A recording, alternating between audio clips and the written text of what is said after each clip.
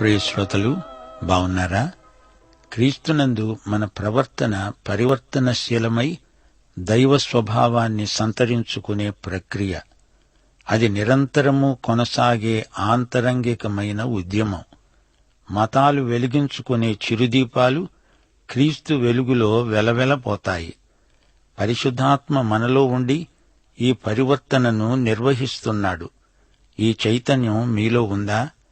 దేవుని కృప మనలను రక్షించే కృప. మనకు నూతన జన్మనిచ్చి మనలను దినదినము నూతన పరిచేవాడు పరిశుద్ధాత్మ. ఎఫెసీ పత్రిక 2వ అధ్యాయం 8 నుండి 10వ వచనం. మిమ్ములను నేటి పాఠానికి ఆహ్వానిస్తున్నాము. మీరు విశ్వాసము ద్వారా కృపచేతనే రక్షించబడి ఉన్నారు. ఇది మీ వలన కలిగినది కాదు, దేవుని వరమే. అది క్రియల వలన కలిగినది కాదు గనుక ఎవడునూ అతిశయపడ వీలు లేదు. మరియు వాటి యందు మనము నడుచుకోవాలని దేవుడు ముందుగా సిద్ధపరచిన సత్క్రియలు చేయడానికి మనము క్రీస్తు యేసునందు సృష్టించబడిన వారమై ఆయన చేసిన పని అయి ఉన్నాము. తీతు పత్రిక 3వ అధ్యాయం 5వ వచనం కూడా ఇదే మాట అంటోంది. మనము మన నీతిని అనుసరించి చేసిన క్రియల మూలముగా కాక తన కనికరము చొప్పుననే పునర్జన్మ సంబంధమైన స్నానము ద్వారా పరిశుద్ధాత్మ మనకు నూతన స్వభావము కలుగచేయుట ద్వారా మనలను రక్షించాడు. శ్రోతలు, రండి ప్రార్థన చేసుకుందాము. ప్రేమమయ పరిశుద్ధ దేవా, మా పరమతండ్రి, నీ నామము మహోన్నతమైనది, నీ నామము శక్తిభరితమైనది. అట్టి నీ నామమును మేము ధరించుకొన్నామంటే అది కేవలము నీ కృపే. నీ బిడ్డలమైన మమ్ములను దినదినము కాచి కాపాడుతున్నావు. మమ్ములను నీ నీతి మార్గములో నడిపిస్తున్నావు. మమ్ములను నీ వాత్సల్యము చేత తృప్తిపరుస్తున్నావు. నిన్ను హృదయపూర్వకముగా స్తుతించి మహిమపరుస్తున్నాము. విమోచనాత్మకమైన నీ కృపలకై నీకు మేమెంతో కృతజ్ఞులము. మా శ్రోతలను, వారి కుటుంబములను, పిల్లలను ఆశీర్వదించండి. చంటి బిడ్డలను, వయోవృద్ధులను దర్శించండి. కుటుంబ సంబంధాలలో ప్రేమ, సదవగాహన ప్రవర్తిల్లాలని ప్రార్థిస్తున్నాము. బిడ్డలకు ఆయురారోగ్యములు ప్రసాదించండి. వారి భవిష్యత్తును మీరే తీర్చిదిద్దండి. బాల్యదశ నుండి పిల్లలకు నీ వాక్యాన్ని అందించే సేవలో తల్లిదండ్రులకు శ్రద్ధాసక్తులు కలిగించండి. పిల్లలను ప్రేమతో క్రమశిక్షణలో పెంచడానికి తల్లిదండ్రులకు పరిశుద్ధాత్మ నడుపుదల, నింపుదల ప్రసాదించండి. మా దేశమందలి క్రైస్తవ సంఘములను, అనుబంధిత సంస్థలను దీవించండి. అంకిత భావముతో సేవ చేయడానికి వారికి త్యాగశీలము అనుగ్రహించండి. మా దేశమును, దేశ ప్రభుత్వమును, ప్రజలను ఆశీర్వదించండి. ఆధ్యాత్మిక విలువలు, నైతిక బాధ్యతలు విస్మరించక ప్రజలు పరోపకార బుద్ధి గలవారై మెలగునట్లు వారిని దీవించండి. నేటి వాక్య అధ్యయన ఆశీర్వాదములు మాకందరికి సమృద్ధిగా దయచేయుమని, సైతానీయ దుష్టశక్తులను లయపరచుమని యేసుక్రీస్తు వారి మహానామమున ప్రార్థిస్తున్నాము తండ్రి. ఆమేన్. శ్రోతలు, ఈ రోజున మనం దేవుని వాక్యమనే బైబిలు గ్రంథ విశిష్టతను, ఈ గ్రంథమును ఎలా పఠించాలో, ఈ గ్రంథమునకు మనం విధేయులమైతే ఎలాంటి దీవెనలు మనకు ప్రాప్తిస్తాయో ఇంతకు ముందు పాఠాలలో నేర్చుకున్నాము. క్రైస్తవ సంఘ సభ్యులలో బైబిలు అజ్ఞానం ప్రమాదకరం. బైబిలులోని సత్యాలు తెలియకపోవటం చేత క్రైస్తవ జీవితాలు విఫలమైపోతున్నాయి. దేవుని వాక్యానికి విధేయులు కండి. అందులోని పరమసత్యాలను సాధన చెయ్యండి. అప్పుడు మనకు సమస్తము సాధ్యమే అవుతుంది. నమ్మేవారికి అంతా సుసాధ్యమే అని ప్రభువు చెప్పాడు. లోకంలోని గ్రంథాలన్నిటిలోకి బైబిలు గ్రంథరాజ్యం. ఎన్నో ప్రతులు అమ్ముడుపోతున్నాయంటే దేవునికి స్తోత్రం. కాని బైబిలును శ్రద్ధగా పఠించేవారు కొద్దిమందే ఉన్నారు. వీరు అబద్ధ బోధకుల వలల్లో చిక్కుకుంటున్నారు. వాక్యాన్ని చదవాలి, ధ్యానించాలి.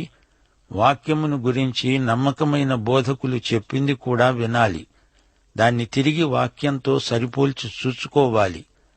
ఇతరులతో వాక్య సత్యాలను పంచుకుంటూ మన వాక్య జ్ఞానాన్ని పెంచుకుంటూ పోవాలి. సంఘ సహవాసం మానకూడదు. నీవేమీ బైబిలు నిఘంటువు పుస్తకానివి కావు, మనిషివి. సహవాసం, గృహదర్శనం మానకూడదు. విశ్వాసులు ఒకరినొకరు తరచుగా సందర్శించుకుంటూ ఉండాలి. మనం విశ్వాసులం, విశ్వాస సాక్షులం, విశ్వసనీయులం. ఎంత గొప్ప బోధకుడైనా విశ్వాస బృందం నుండి తనను తాను వేరుపరచుకోకూడదు. తానే ఒక బైబిలు విజ్ఞాన సర్వస్వమైనట్లు కనపరుచుకోకూడదు. నోటుబుక్కు నుండి నోటుబుక్కుకు నీ జ్ఞానం బదిలీ చేయటం కాదు. నీ నోటి మాట హృదయం నుంచి వస్తే అది ఇతరుల హృదయాలను తాకుతుంది. బైబిలును అభ్యసించి దానిని ఇతరులతో పంచుకోవాలి. అప్పుడే నీ బైబిలు జ్ఞానం సార్థకమవుతుంది, లేదా అది నిరర్థకమవుతుంది. బైబిలు అనేక భాషల్లోకి అనువదించబడింది. మూల భాషలు 3: హీబ్రూ, అరామిక్, గ్రీకు. ఈ బైబిలు గ్రంథకర్త అయిన ప్రభువు నీ గురించే చింతిస్తున్నాడు. ఆయన నీకోసం తన ప్రాణమిచ్చి రక్తదానం చేసిన ప్రేమమూర్తి యేసు. ఆయన మన ప్రియతమ నాయకుడు. నీ గురించి, నీ దేశాన్ని గురించి, నీ జాతిని గురించి ఆయన సంకల్ప ప్రణాళిక ఉంది. ఈయన నీ సృష్టికర్త అయిన పరమదేవుడు. నిన్నాయన ఎంతో ప్రేమిస్తున్నాడు. ఆయనే విశ్వమంతటినీ సృజించిన మహాదేవుడు. గ్రహాలు, ఉపగ్రహాలు, సూర్యచంద్ర నక్షత్రాదులు, ఆకాశ మహాకాశములు అంతా అన్నీ ఆయన సృష్టే. ఆయనను వ్యక్తిగతంగా కలుసుకోవడానికి, తెలుసుకోవడానికి ఉపకరించే ఏకైక గ్రంథం పరిశుద్ధ బైబిలు. ఈ గ్రంథం నిన్ను దీవిస్తుంది, నీలో జీవిస్తుంది. నిన్ను, నీ కుటుంబాన్ని ఆశీర్వదిస్తుంది. నీ జాతికి, దేశానికి నిన్నే ఆశీర్వాదంగా చేస్తుంది. ఈ గ్రంథంలో చెప్పబడిందంతా చేసి చూడు. అప్పుడు చెప్పు, ఇతరులకు నేర్పు. దేశానికి అభివృద్ధి, వ్యక్తులలో వికాసము, జాతీయ పురోగతి కలిగించడానికి దైవ సందేశమే ఈ పవిత్ర గ్రంథం. దరిద్రం పోవాలంటే, ఆధ్యాత్మిక సంపన్నత కలగాలంటే, ఆకలి తీరాలంటే, సమృద్ధి ఆహారం లభించాలంటే దేవుని వాక్యం నీలో ఉండాలి. రోగాలు పోవాలంటే దేవుని వాక్యమే సర్వశరీరానికి పరమౌషధం, ఆరోగ్యం. పాపం పోయి నీతిమత్వం కలగాలంటే దేవుని వాక్యమే నీలో ఆ క్రియ జరిగించగలదు. పరిశుద్ధాత్మ దేవుని వాక్యం లేకుండా పనిచేయడు. పేరాశ, గర్వం పోవాలంటే, త్యాగశీలం అలవడాలంటే, ఆధ్యాత్మిక చింతన, వినయశీలం పెంపారాలంటే బైబిలు గ్రంథ పారాయణం, క్రమబద్ధమైన అధ్యయనం ఎంతైనా అవసరం, అగత్యం. దేవుని గ్రంథాన్ని మన ఇండ్లలో ప్రత్యేకంగా ఉంచాలి. ఇది పరమగ్రంథం, మానవ హేతుబుద్ధిని అధిగమించిన అతీత గ్రంథం. బైబిలులో దేవుని మాటలు, తలంపులు, సంకల్పము విశదీకరించబడ్డాయి. మానవతను రక్షించడానికి దేవుడు రూపొందించిన ప్రేమపూర్వక సంకల్ప ప్రణాళిక ఈ గ్రంథమంతటా వివరించబడింది. 4000 సంవత్సరాల క్రిందటి పుస్తకమే అయినా ఈ బైబిలు గ్రంథానికి కాలదోషం పట్టదు. పాత నిబంధన, కొత్త నిబంధన ఈ రెండూ కలిసి బైబిలు అయింది. యేసు ప్రభువు జన్మించకముందు దేవుడు ఇశ్రాయేలు జాతికి ఏమేమి చెప్పాడు, చేశాడు అనే విషయాలు పాత నిబంధనలో ఉన్నాయి. యేసు జన్మ వృత్తాంతం, ఆయన జీవితము, సేవ, ఆయన శిలువ మరణం, పునరుత్థానం, ఆరోహణం మొదలైన అంశాలు కొత్త నిబంధనలో ఉన్నాయి. యేసు రాయబారులు అనగా అపోస్తలులు చేసిన సేవ, వారి పత్రికలు కొత్త నిబంధనలో ఉన్నాయి. ఇవన్నీ మన ఆధ్యాత్మిక జీవితానికి ఎంతైనా తోడ్పడతాయి, ప్రోత్సహిస్తాయి, ప్రేరేపిస్తాయి. యేసు ప్రభువు పునరుత్థానుడైన తరువాత 50 సంవత్సరాల వ్యవధిలో అపోస్తలులు రాసిన పత్రికలు కొత్త నిబంధనలో సగానికి పైగా ఉన్నాయి. శ్రోతలు, మన విశ్వాసానికి రుజువు, సమర్థన బైబిలే. తన విశ్వాసమే సరైంది అని విశ్వాసికి ఎలా తెలుసు? నాకిది సరైంది అనిపించబట్టి కాదు, నేను అనుకుంటున్నాను అని కాదు, క్రైస్తవులు లోకంలో అధిక సంఖ్యలో ఉన్నారని కాదు. మన విశ్వాసానికి రుజువు వీటన్నిటికీ అతీతమైనది. మతానికి అతీతమైన కారణం మనకుంది. మాది ప్రాచీన మతమంటే అది సరైన వాదం కాదు. ప్రాచీనమనే మాటకు మానవుల అర్థం పరిమితం. క్రీస్తు ప్రాచీనుల కంటే ప్రాచీనుడంటే సృష్టికి ముందే ఉన్న సృష్టికర్త అంటే మతానికి అర్థం కాదు. విశ్వాసివైన నీకు ఒకే ఆయుధం ఉంది. అదే పరిశుద్ధ బైబిలు, దేవుని వాక్యం. నీవేమీ లేదు, నీ బైబిలును చేతపట్టుకుని చెప్పగలగాలి, ఇదిగో ఇది చూడండి, నా విశ్వాసమునకు కర్తే ఈ బైబిలు గ్రంథకర్త. ఆయనే యేసుక్రీస్తు. ఆయనే నాకీ గ్రంథమిచ్చాడు. ఇది మత గ్రంథాల వంటిది కాదు. బైబిలులో ఏకవాక్యత ఉంది. ఇది సజీవ గ్రంథం, దైవ ప్రణీతం, పునీతం. ఇది ప్రపంచం మొత్తాన్ని ప్రభావితం చేసిన దివ్య గ్రంథం. ఈ గ్రంథం చరిత్రాత్మకం, శాస్త్రీయం, ప్రవచనాత్మకం. ఇది నిర్దుష్టమైనది, లోపరహితమైన సమగ్రమైన ఆధ్యాత్మిక గ్రంథం. మానవ జీవితాన్ని పరివర్తన చెందించే పరమ గ్రంథం. దానికి నేనే సజీవ సాక్షిని. ప్రియ శ్రోతలు, దేవుని యొక్క బైబిలును, బైబిలు యొక్క దేవుణ్ణి మానవ బుద్ధితో విశ్లేషించడం అసాధ్యం. విశ్వాసమే ఏకైక మార్గం. హెబ్రీ పత్రిక 11వ అధ్యాయం 1 నుండి 6వ వచనం వరకు ఏమంటోంది? విశ్వాసమనేది నిరీక్షింపబడే వాటి యొక్క నిజస్వరూపము, అదృశ్యమైనవి ఉన్నవి అనడానికి రుజువు అయి ఉన్నది. దానిని బట్టే పెద్దలు సాక్ష్యం పొందారు. ప్రపంచములు దేవుని వాక్యము వలన నిర్మాణమైనవని, అందును బట్టి దృశ్యమైనది కనపడే పదార్థములచే నిర్మింపబడలేదని విశ్వాసము చేత గ్రహించుకుంటున్నాము. విశ్వాసమును బట్టి హేబెలు కయీను కంటే శ్రేష్టమైన బలి దేవునికి అర్పించాడు. దేవుడతని అర్పణలను గూర్చి సాక్ష్యమిచ్చినప్పుడు అతడు ఆ విశ్వాసమును బట్టి నీతిమంతుడని సాక్ష్యము పొందాడు. అతడు మృతి నొంది కూడా అదే విశ్వాసము ద్వారా మాట్లాడుతున్నాడు. విశ్వాసమును బట్టి హనోకు మరణమును రుచి చూడకుండునట్లు కొనిపోబడ్డాడు. అతడు కొనిపోబడక మునుపు దేవునికి ఇష్టుడై ఉండేవాడని సాక్ష్యము పొందాడు. కాగా దేవుడతణ్ణి కొనిపోయాడు గనుక అతడు కనపడలేదు. విశ్వాసము లేకుండా దేవునికి ఇష్టుడై ఉండడము అసాధ్యం. దేవుని వద్దకు వచ్చేవాడు ఆయన ఉన్నాడని, తనను వెదికేవారికి ఫలము దయచేస్తాడని నమ్మాలిగదా.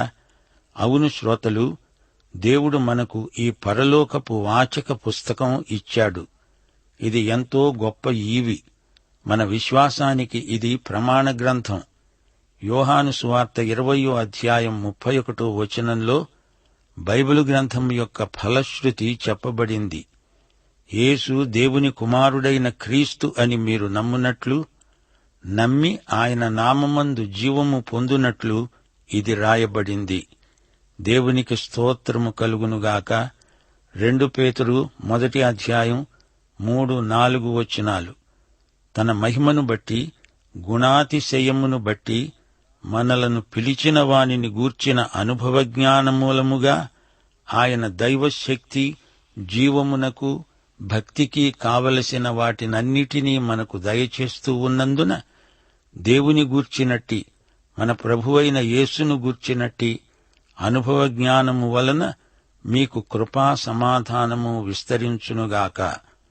మరో విశేషం మా శ్రోతలు గమనించాలి.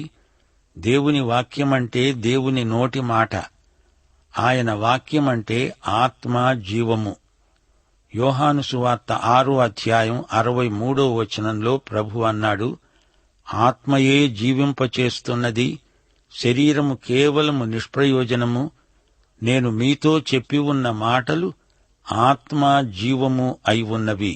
అనగా దేవుని మాటలు జీవమును ఉత్పత్తి చేస్తాయి. ఆయన మాటలు సృజనాత్మకమైనవి. కీర్తనలు 33, 6, 9 వచనాలు. యెహోవా వాక్కుచేత ఆకాశములు కలిగాయి, ఆయన నోటి ఊపిరి చేత వాటి సర్వసమూహము కలిగాయి. ఆయన మాట సెలవీయగా దాని ప్రకారమే జరిగింది.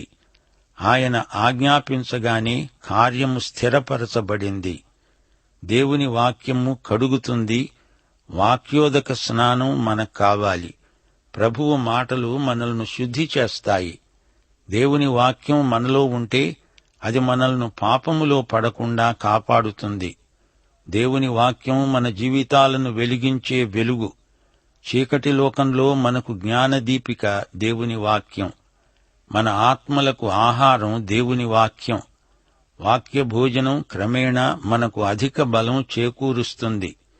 క్రీస్తు శరీరం ఎదగాలంటే ఇదే బలవర్ధకమైన ఆహారం.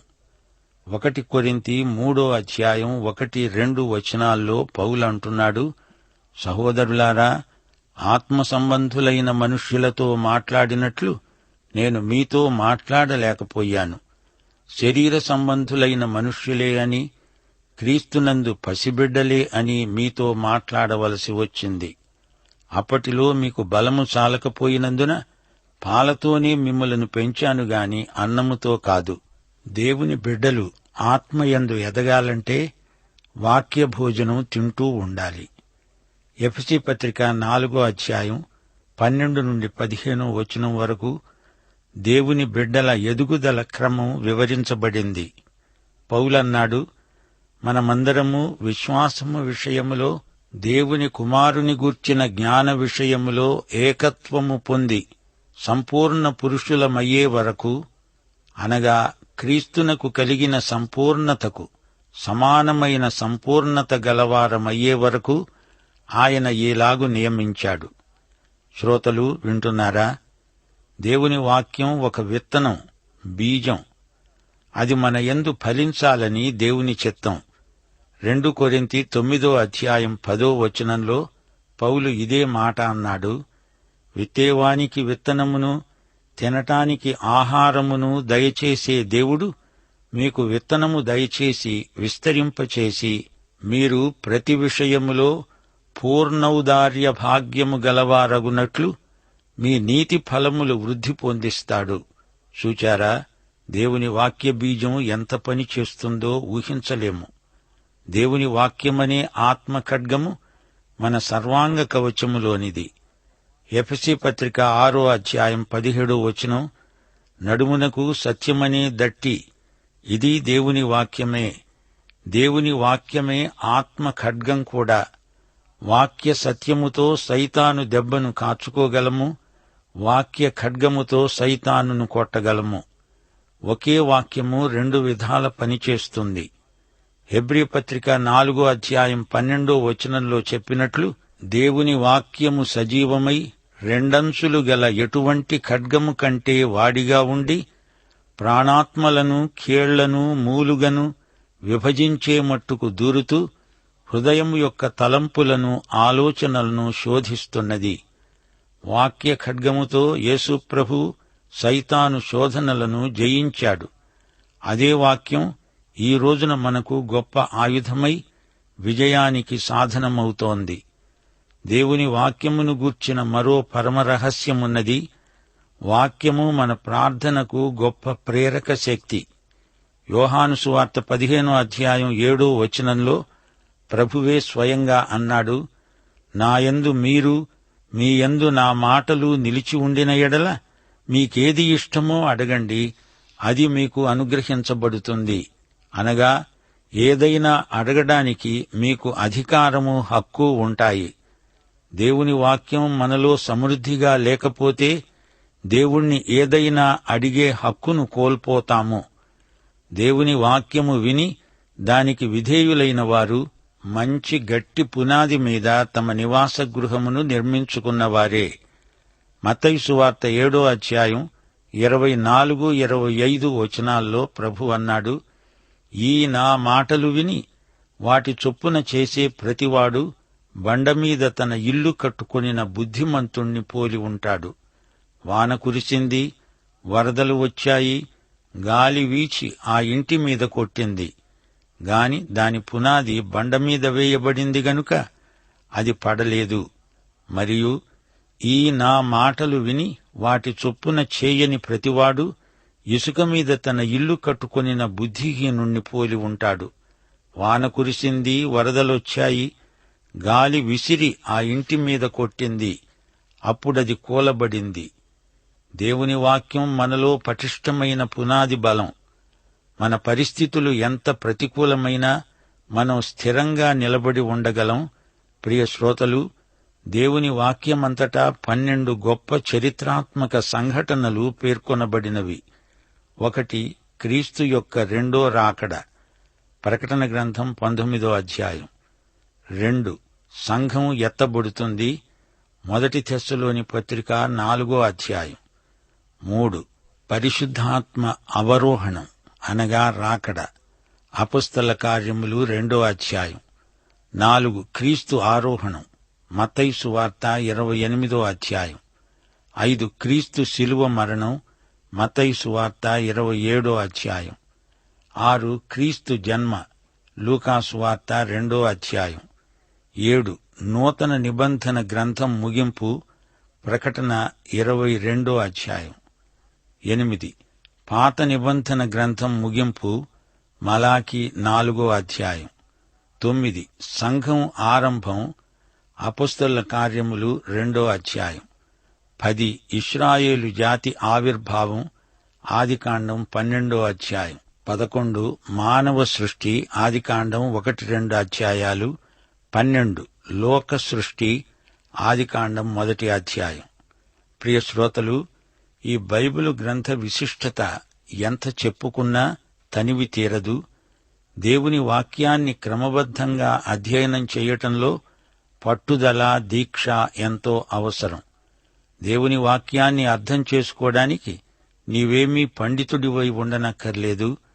దేవుని వాక్యాన్ని ప్రేమించిన వారు దాన్ని అధ్యయనం చేసి తీరతారు. తద్వారా తమ జీవితాలలో దేవుని చిత్తమేదో ఎరిగినవారై ధన్య జీవితాలను గడిపారు. దేవుణ్ణి గురించి, యేసుక్రీస్తును గురించి, రక్షణను గురించి సంపూర్ణ జ్ఞానం కలిగి ఉండాలి. అంతకంటే మనిషి కోరదగిందేముంది? బైబిలులో ఏ భాగం చదివినా మొదటి ప్రశ్న, ఇది ఎవరు రాశారు? రచయిత ఎవరు? దేవుడు వాడుకున్న ఈ రచయితను గురించి ముందు తెలుసుకోవాలి. రెండో ప్రశ్న, ఇది ఎవరికి రాయబడింది? ఇది ఎంతో ముఖ్యమైన ప్రశ్న. ఈ 2 ప్రశ్నలకు జవాబులు గ్రంథారంభంలోనే దొరుకుతాయి. మూడో ప్రశ్న, ఇది ఎక్కడ రాయబడింది? సొలొమోను సామెతల గ్రంథం రాజభవనంలో రాశాడు. పౌలు తన పత్రికలను చెరసాల నుండి రాశాడు. ఈ సంగతి తెలుసుకోవాలంటే గ్రంథమంతా చదివి పరిశోధించాల్సి ఉంటుంది. నాలుగో ప్రశ్న, ఇది ఎప్పుడు రాయబడింది? అప్పటి కాల పరిస్థితులు ఎలాంటివి? క్రీస్తు పూర్వమా, క్రీస్తు తరువాత? అది శాంతి సమయమా లేక యుద్ధకాలమా? అప్పుడు పరిపాలించిన రాజెవరు? మొదలైన వివరాలు సేకరించాలి. ఐదో ప్రశ్న, దేన్ని గురించి ఇది రాయబడింది? ఏ అంశం? ఆదికాండం మొదలుకొని ఎస్తేరు గ్రంథం వరకు దేవుని ప్రజల చరిత్ర, ధర్మశాస్త్ర విధులు. కొత్త నిబంధనలో అపొస్తలుల కార్యముల గ్రంథంలో సంఘ ఆవిర్భావం, సంఘ విస్తరణ వివరాలిందులో ఉన్నాయి. కీర్తనల గ్రంథంలో హీబ్రూ కవిత ఉంది, పాటలున్నాయి. బైబిలులోని ప్రతి గ్రంథం ఒక ముఖ్య సందేశం గలది. అది సంక్షిప్తంగా తెలుసుకొని ఉండాలి. అప్పుడే బైబిలు అధ్యయనం అర్థవంతమవుతుంది. ఆరో ప్రశ్న, ఎందుకిది రాయబడింది? ఇది ఒక చరిత్ర సంఘటన లేక ఇది స్తుతి పాఠమా? ఏదైనా సమస్యకు పరిష్కారమంతా రాయబడిందా లేక ఒక సత్య సిద్ధాంతం నేర్పడానికి రాయబడిందా? ఈ గ్రంథ రచనలోని ఉద్దేశ్యమేమిటి? ఇక ఏడో ప్రశ్న, ఈ వాక్య భాగంలో నాకు వ్యక్తిగతంగా ఏ సందేశమున్నది? ఇది అన్నిటికంటే ప్రాముఖ్యమైన ప్రశ్న. ఈ వాక్య భాగం ద్వారా నేను ప్రభువుకు ఇంకా సన్నిహితం కావడానికి ఏ సందేశమున్నది అని అన్వేషించాలి.